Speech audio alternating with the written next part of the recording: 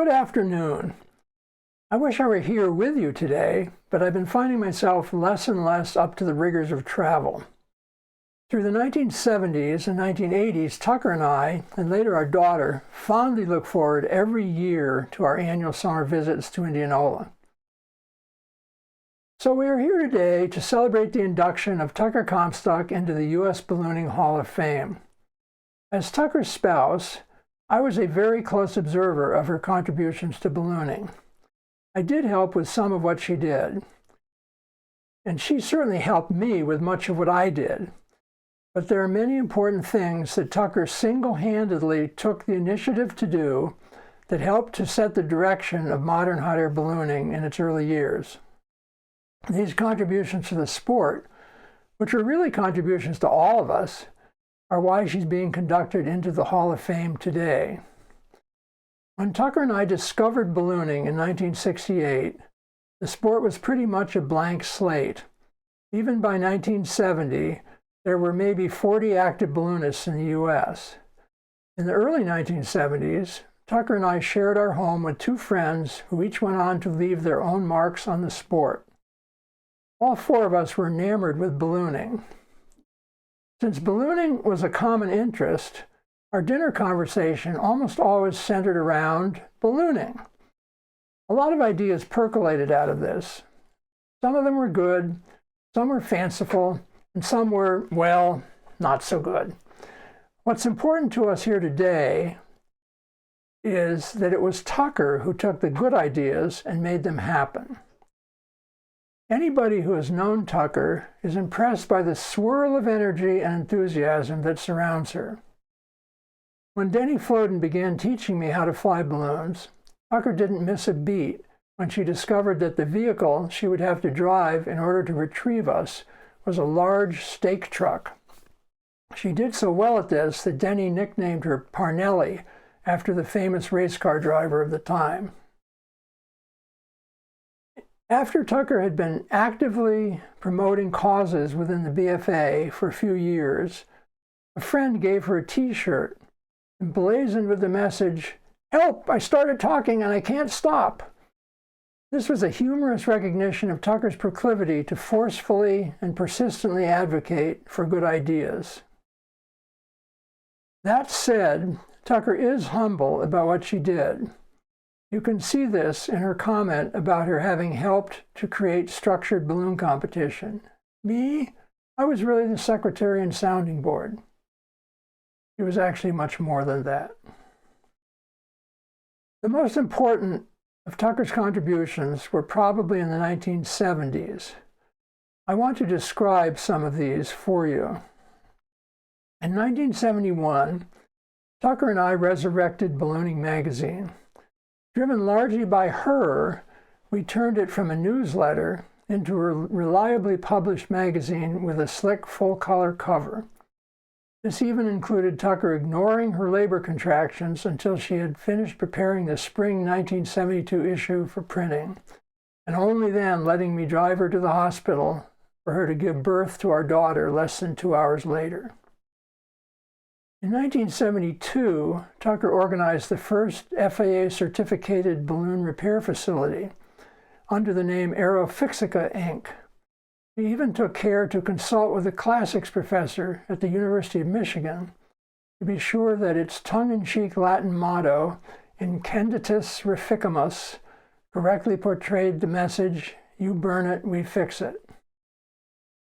Seeing the need in the winter of 1972-73, Tucker created the first computer-based system for keeping track of BFA membership. This was at a time when the organization was growing rapidly towards 1,000 members. She did this at no cost to the BFA, using computer time she was able to scrounge. In 1973, Tucker single-handedly founded the BFA Pilot Newsletter. She did this so that balloon accident and safety information could be disseminated to balloon pilots without the concern of it being misunderstood by a wider public. Tucker served a second stint as interim editor in 1978. Tucker herself got her balloon pilot license on August 23, 1973. 5 days earlier, she had made the final landing on a solo flight, a little too late in the morning, in 800 foot-per-minute thermals. By chance, the field where she landed would, years later, become the test inflation lawn behind what is now Cameron Balloons US.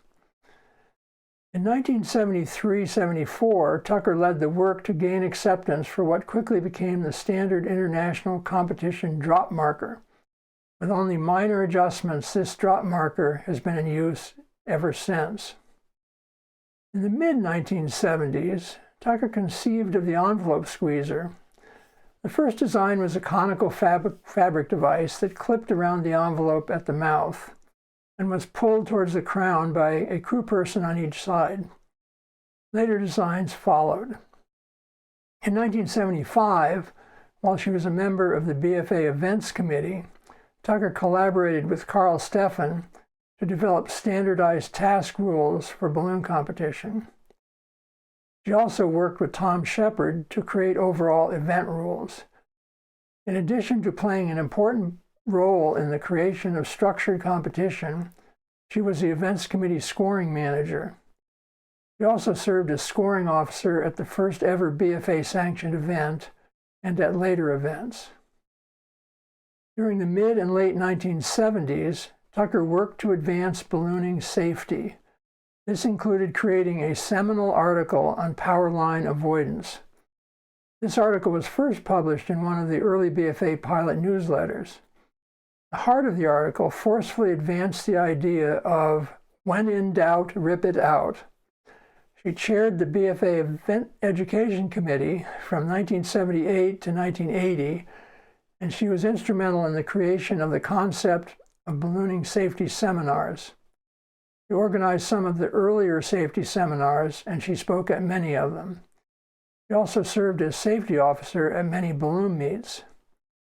In the latter 1970s, Tucker served as an FAA-designated pilot examiner for ballooning until injuries from an auto accident in 1980 disrupted this.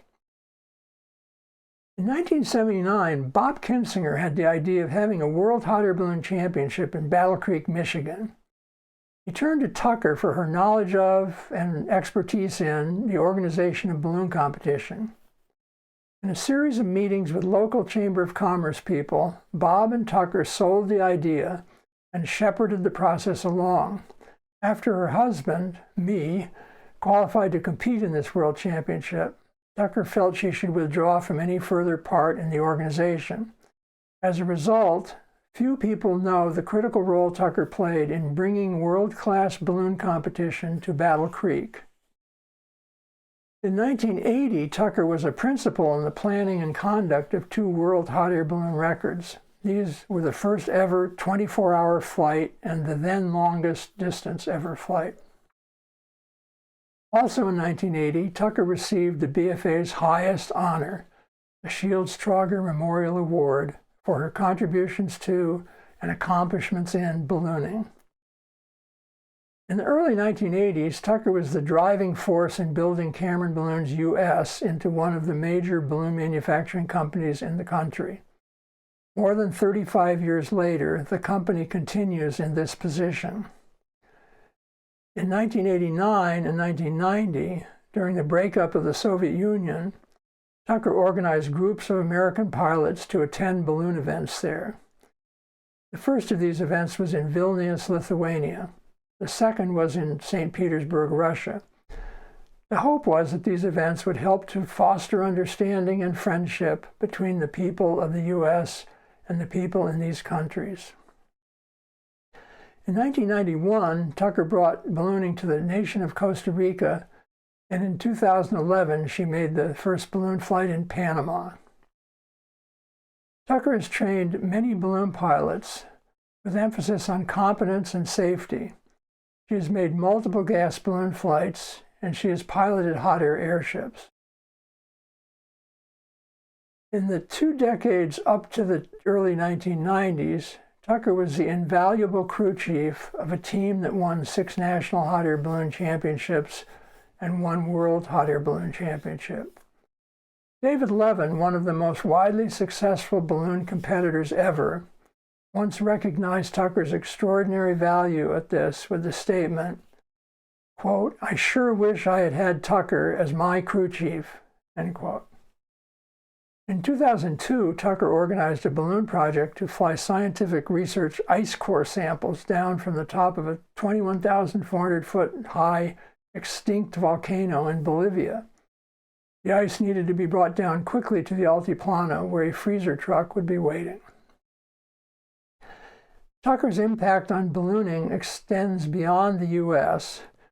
He collaborated extensively with designers at sister company Cameron Balloons Limited in Bristol, England, and at fabric and burner suppliers, the results of which have benefited balloonists throughout the world. So, you can see that Tucker has been deeply and actively involved in ballooning on many different levels for many years.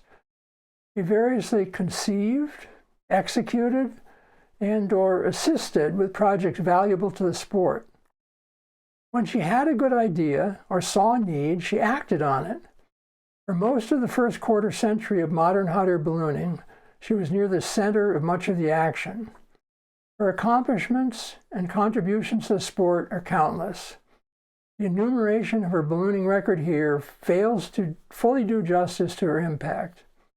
Just about everyone involved in ballooning in its earlier years was touched by her energy, her enthusiasm, and her commitment to improving the sport. Tucker played a big part in shaping hot air ballooning in the U.S. She is an important part of its history.